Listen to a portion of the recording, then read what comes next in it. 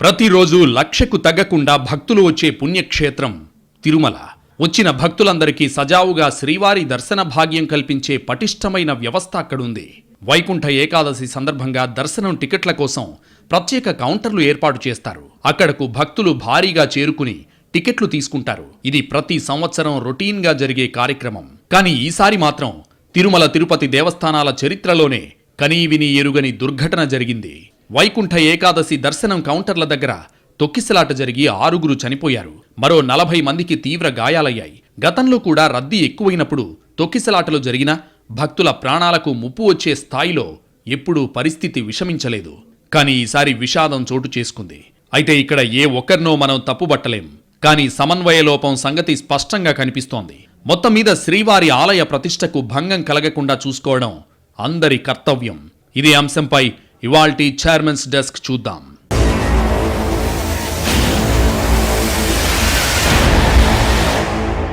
ప్రపంచంలోనే అత్యంత నియమ నిబద్ధతతో అలరారే పుణ్యక్షేత్రం తిరుమల.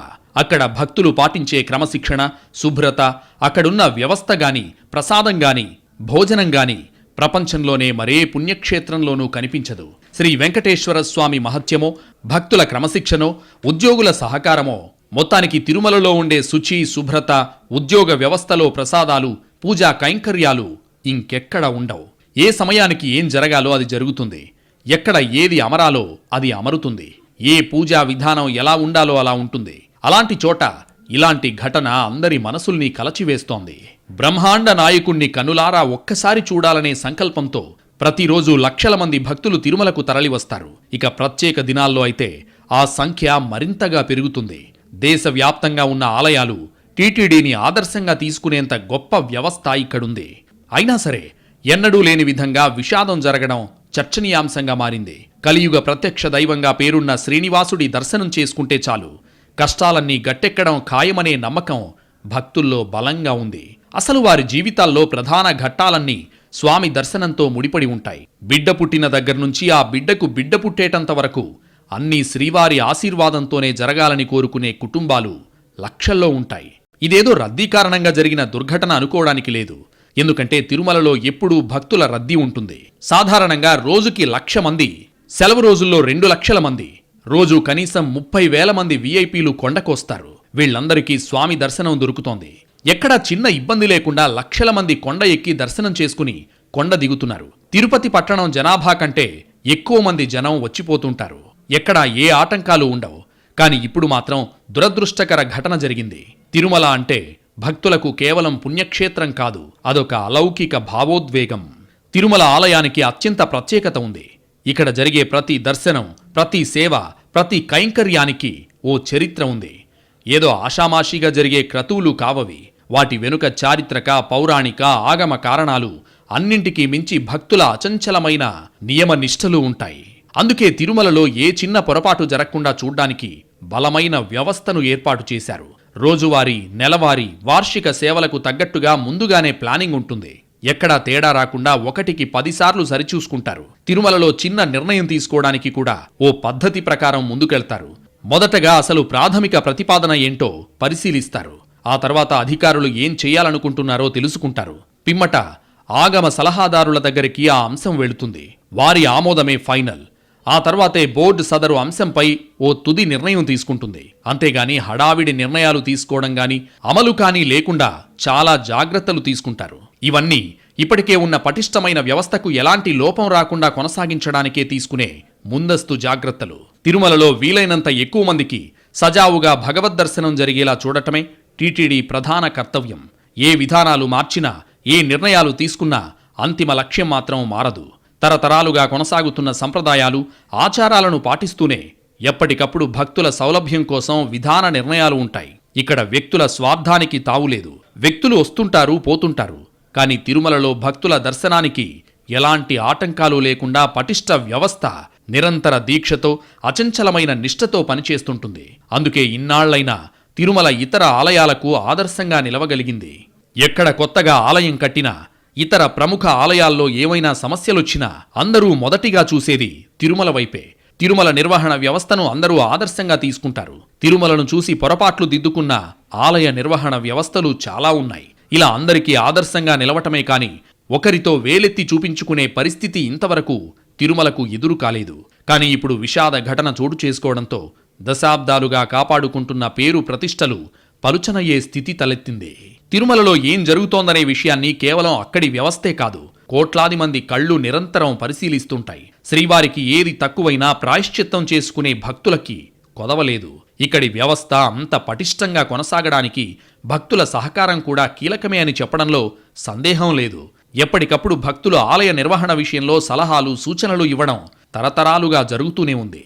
కొన్నిసార్లు భక్తుల సలహాలు ఆచరణయోగ్యమని తేలి ఆగమ పండితుల ఆమోదం పొందిన సందర్భాలు కూడా ఉన్నాయి. అంత నిష్టగా దేవదేవుణ్ణి కొలుస్తారు భక్తులు. కేవలం తాము దర్శనం చేసుకోవడం కాదు, భవిష్యత్తులో కూడా ఆలయ కీర్తి ప్రతిష్టలకు లోటు రాకూడదనే ఆలోచనతో ఉంటారు. అంతగా భగవంతుడితో మమేకమవుతారు. ఇవన్నీ తిరుమలకు మాత్రమే పరిమితమైన అరుదైన లక్షణాలు, మరెక్కడా చూడలేని విశేషాలు. తిరుమల అంటే కేవలం ఆలయం మాత్రమే కాదు, అది కోట్లాది మంది భక్తులు పవిత్రంగా ఆరాధించే కలియుగ వైకుంఠం. సాక్షాత్తు మహావిష్ణువే దిగివచ్చి 7 కొండలపై శ్రీ వెంకటేశ్వరుడిగా అవతరించినప్పుడు ఆయనకు ఎంత నిష్టగా సేవలు చేసినా తక్కువే అనే ఉద్దేశంతో ఉంటారు భక్తులు.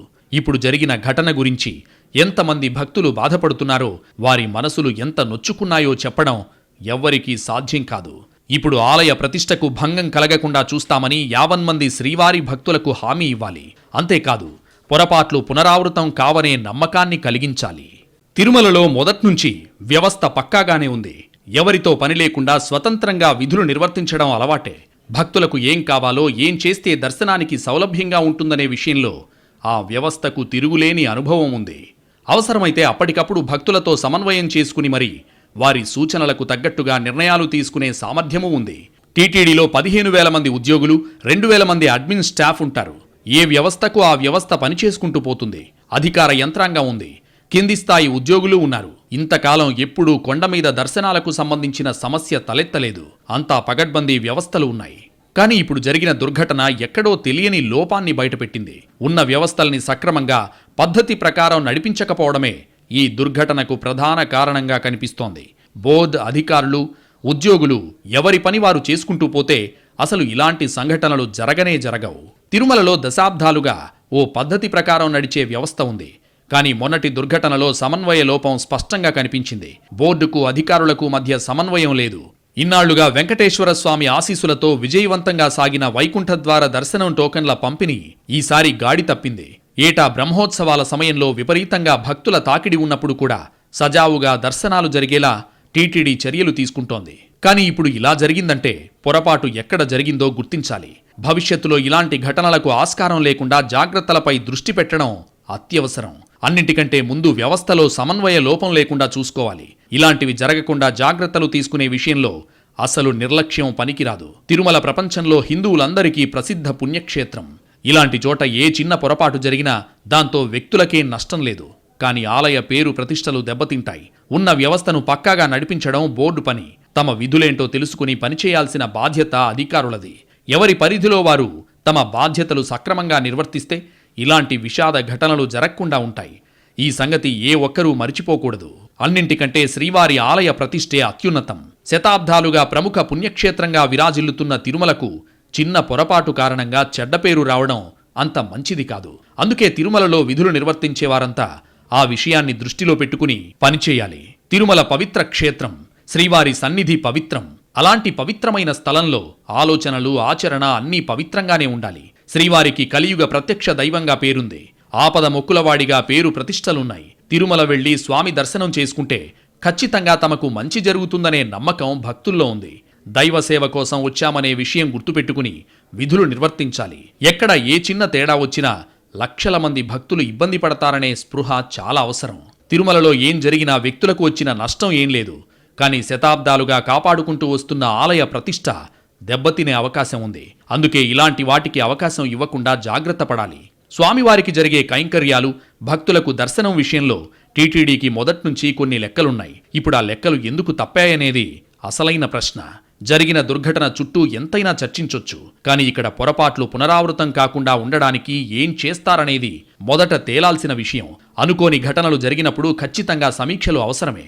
ఆ తర్వాత ఎలా ఆలయ ప్రతిష్టను కాపాడతారో కార్యాచరణ తీసుకోవాలి. అవసరమైతే భక్తుల సలహాలు సూచనలు తీసుకోవచ్చు.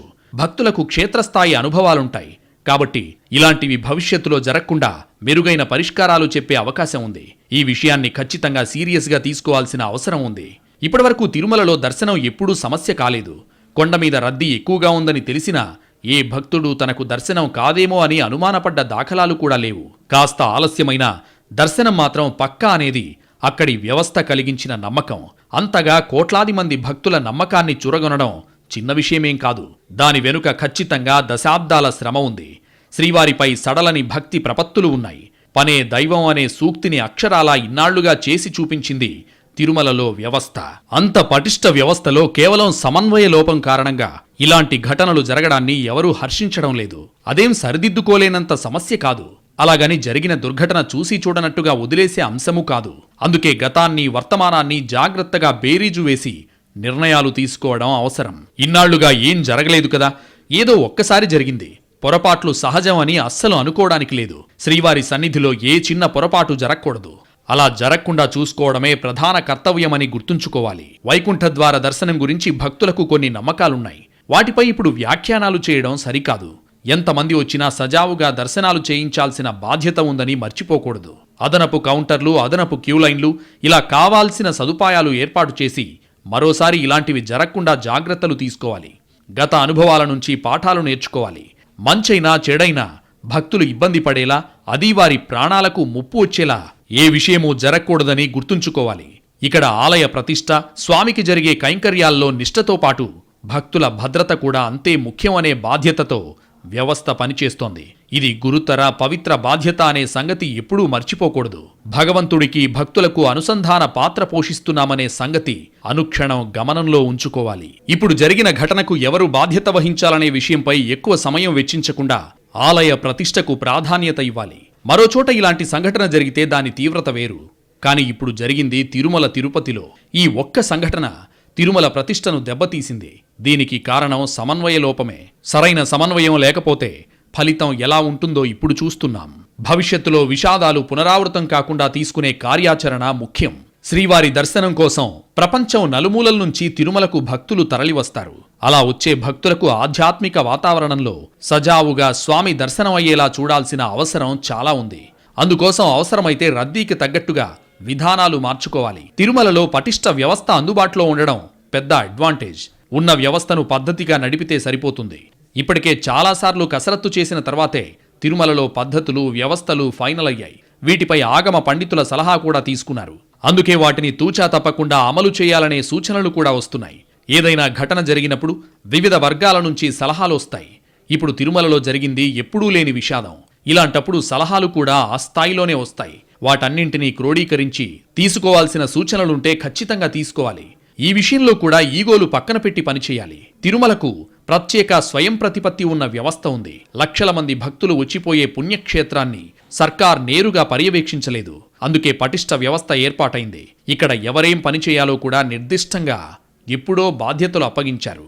ఎప్పటికప్పుడు దీనిపై అవగాహన కార్యక్రమాలు కూడా జరుగుతూనే ఉంటాయి. కీలక సమయాల్లో భక్తుల రద్దీ మరీ పెరిగినప్పుడు ఏర్పాట్లు పర్యవేక్షించడానికి వ్యవస్థ ఉండడమే కాదు, 1కి 2 సార్లు క్రాస్ చెక్ చేసే యంత్రాంగం కూడా టీటీడీకి ఉంది.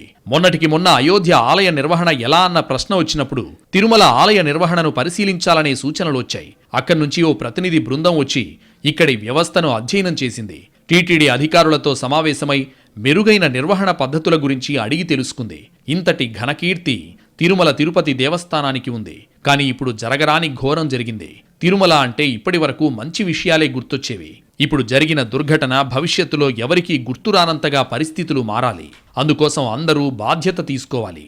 ఆ దిశగా కార్యాచరణ కోసం పూనుకోవాలి. జరిగిన విషాదానికి ఆ దేవదేవుణ్ణి క్షమాపణలు కోరి సమర్థంగా ముందుకు నడిపించాలని వేడుకోవాలి. శ్రీవారి ఆశీర్వాదాలు తీసుకుని ఆలయ ప్రతిష్టను నిలబెట్టడానికి రెట్టించిన ఉత్సాహంతో పనిచేయాలి. గతకాలపు ఘన చరిత్రను స్ఫూర్తిగా తీసుకుని భవిష్యత్తులో ఇలాంటివి జరగకుండా చూడగలమనే నమ్మకంతో ముందడుగు వేయాలి. బలమైన సంకల్పం తీసుకుని ఆచరణలోనూ ఆ తేడా కనిపించేలా చూసుకోవాలి. తిరుమల లాంటి చోట ఇలాంటి విషాదాలు మరోసారి జరగకుండా చూసుకోవాలి. ఆలయ ప్రతిష్టను కాపాడాలనే తపన ఉండాలి. మన వైపు నుంచి ఎలాంటి పొరపాట్లు లేకుండా జాగ్రత్తలు తీసుకోవాలి. ఎవరి పనేంటో గుర్తించి బాధ్యతగా వ్యవహరించాల్సిన అవసరం ఉంది. తిరుమల తిరుపతి దేవస్థానాల చరిత్రలో ఎప్పుడూ జరగని విషాదం జరిగింది. ఇప్పుడు భవిష్యత్ కార్యాచరణ గురించి సరైన నిర్ణయాలు తీసుకోవాలి. విషాదాలు పునరావృతం కాకుండా కఠినంగా వ్యవహరించడమే ప్రభుత్వం ముందున్న తక్షణ కర్తవ్యం. ఇది ఈ వారం చైర్మన్స్ డెస్క్. మరో అంశంపై విశ్లేషణతో మళ్లీ కలుద్దాం. Keep watching NTV.